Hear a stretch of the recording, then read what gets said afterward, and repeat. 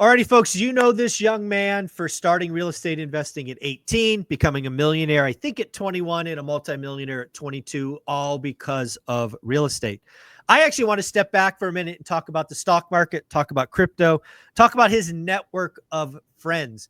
Because as a 25-year-old multimillionaire, because of real estate, I'm actually just curious, has the stock market collapse, crash, whatever you want to call it, the last 3 days, even hit his radar? Maybe he doesn't even know the stock market's down 20%, but we're going to find out. The one and only Cody Davis. How you doing, Cody?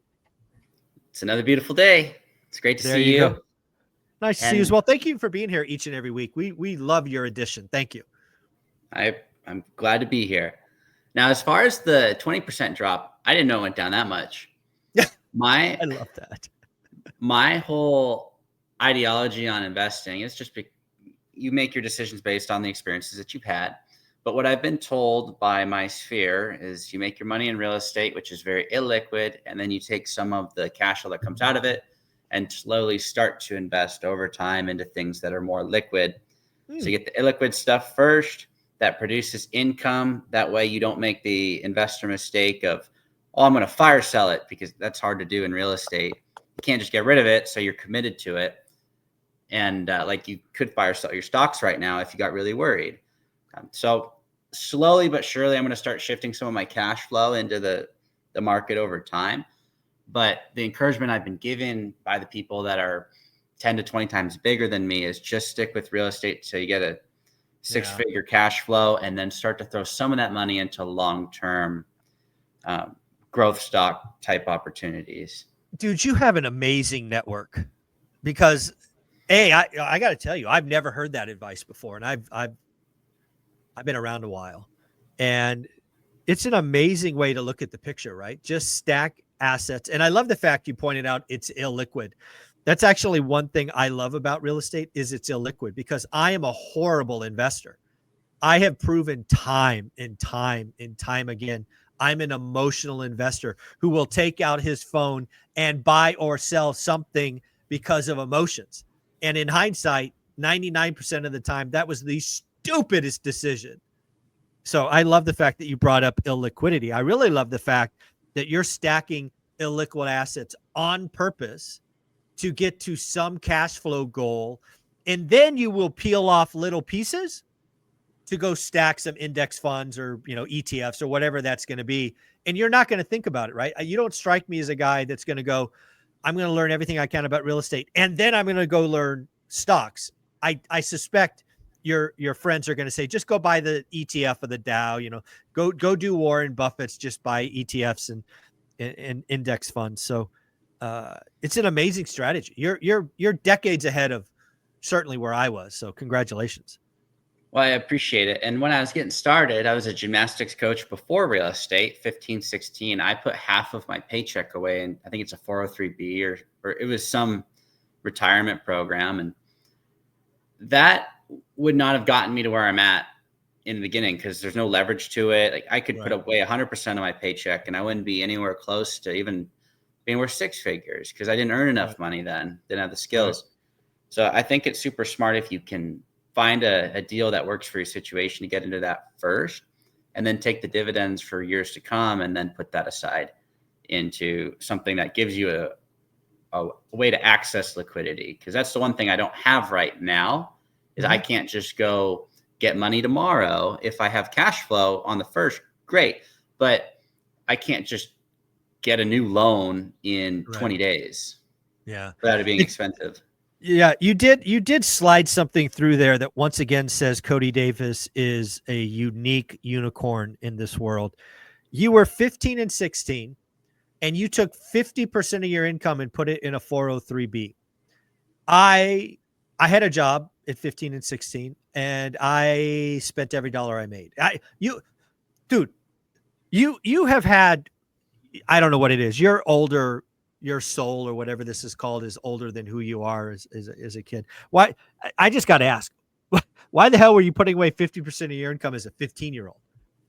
Well, my parents told me save up money and for retirement. The sooner you do it, the better. Sure. And so I took that as, well, I make maybe a $1,000 a month as a coach working a bunch of hours a week. Sure. Or maybe a little less than that.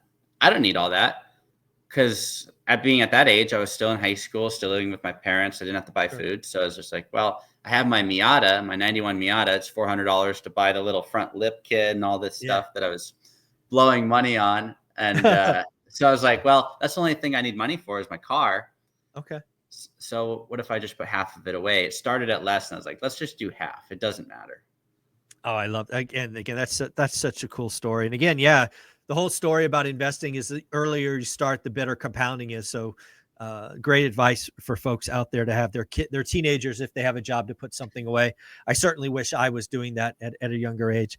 But let's get back to the fact that real estate's illiquid. It's really funny for me.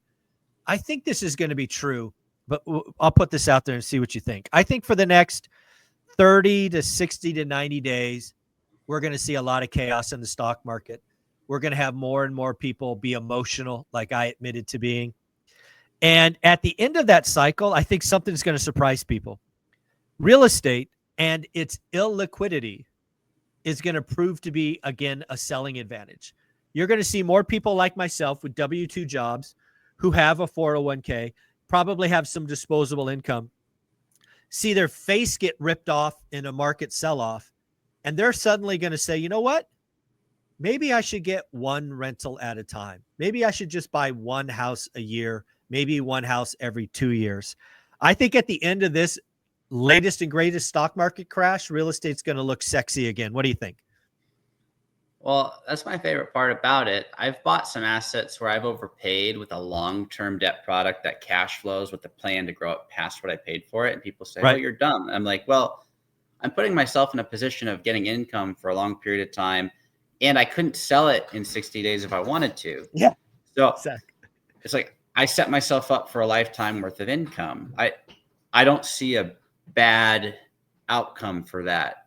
As long as the economy doesn't just go poof and there's no tenants, then that would be a bad outcome. But yeah, real estate is hard to get rid of. And for that reason, as long as people structure their debt right, or they have a good buy box that actually cash flows, where they're not cash flowing the project, it's going to do very well. Yeah, no alligators, right? It's the only picture in my first book, One Rental at a Time. And I learned from you, right? You know, we did a video, I think it was 2 weeks ago, about you actually being a remarkably conservative investor, right? Yeah. And in that strategy, you are comfortable overpaying. You just said that. Mm-hmm. As long as you could get long-term debt. And this was the wrinkle that I had not heard before, which makes you conservative. You want an 18-month path to get to 2 DSCR. And that's what makes you genius. You're comfortable with a little bit of risk as long as you see that path. And I think that's what sets you apart from, frankly, most investors. And the leverage can help play a big piece into that. I paid $1.3 million for a property that would probably sell for $1 million when I bought it. Yep. But I got it with $100,000 down. And today that asset's worth about $1.6 million, $1.650 somewhere in there. And I owe $1.2 million because I put $100,000 down. So I was able to push the value up so much, and because I put so little down, even though I way overpaid, it still worked out. And it should cash flow about $3,000 a month. I'm getting through my last eviction. I got through the prior one, won those, and $3,000 a month net cash flow on a $6,000 mortgage is a 1.5 debt coverage ratio in less than a year. There you go. So again, this is about a plan, putting your chips in place. And again, I like the fact that you talked about buy box, cash flow, day one, long-term debt, because I think that's going to prove to people to be is going to prove to be the magic. People are going to start to realize, certainly when they get to my age in our early 50s, that we don't have a lot of time left to work. So maybe it makes sense to have an illiquid asset that cash flows day one. You know, you got a good LTV, maybe 75% because you got 25% down. And you just said it. I mean, one of the things that's really funny for me to think about today is when I was 30, so older than you are today, my whole goal for real estate investing was to get 4 properties, because I knew at 30, I would have them paid off by the time I was 60. And my retirement options would be better than most. That was my grand vision, Cody. That's as far as my mind would expand, because I was such a W-2 employee. Yeah, well, you've blown past that. Just a little bit. I have a recommendation for folks. I'd say, and it's simple and kind of funny saying it out loud, but put yourself in a position where you're entitled to a bunch of income over your lifetime. That's hard to get rid of. People would say that and Yes. they're like, that's funny because it's so simple, but you buy a couple rentals and you're entitled to all this income for a long period of time. Since it's illiquid, it's hard to get rid of. You get emotional one day, you sleep on it a few days before it's even hit the market. You're like, I'm going to sell this. And then by the time you actually want to list it, you're like, never mind, I'm over it. Yeah. It's great. And you wake up the next month and more rent comes in and you're like, it's not so bad. Yeah, it's really funny to have this conversation with you because we see the world such the same way, and we're decades apart in age. But the illiquidity of real estate is its superpower, especially at times of chaos. Yeah.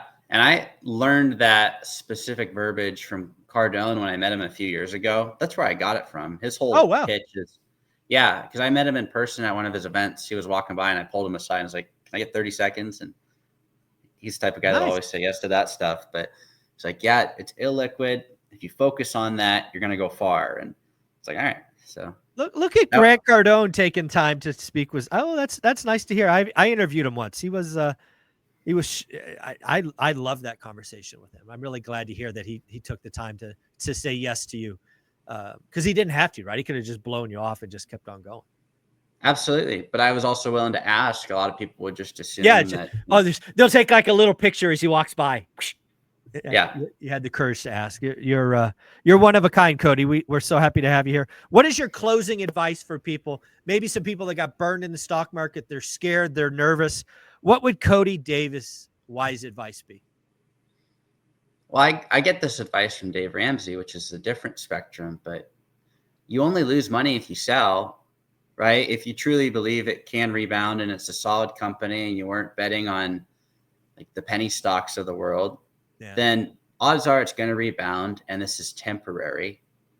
Things can reset and they can also go back up over time. So if you're not in a position where you have to take it, probably leave it, but shift some of your focus to some of the assets that don't have those pains. Yeah. At the end of the day, Cody Davis is telling you to go buy some illiquid assets that cash flow day one with long-term debt and to be conservative. Folks, we appreciate you for being here. Cody, where can people find you? On YouTube, I post every Tuesday and Thursday, Cody Davis Business Adventures. And I now post at 3 p.m. on Tuesday and Thursday because you told me to get a time. And 3 p.m. it is. 3 p.m. Pacific, just so you know. Pacific. Folks, Cody, you're amazing. We'll talk next week. Sounds great.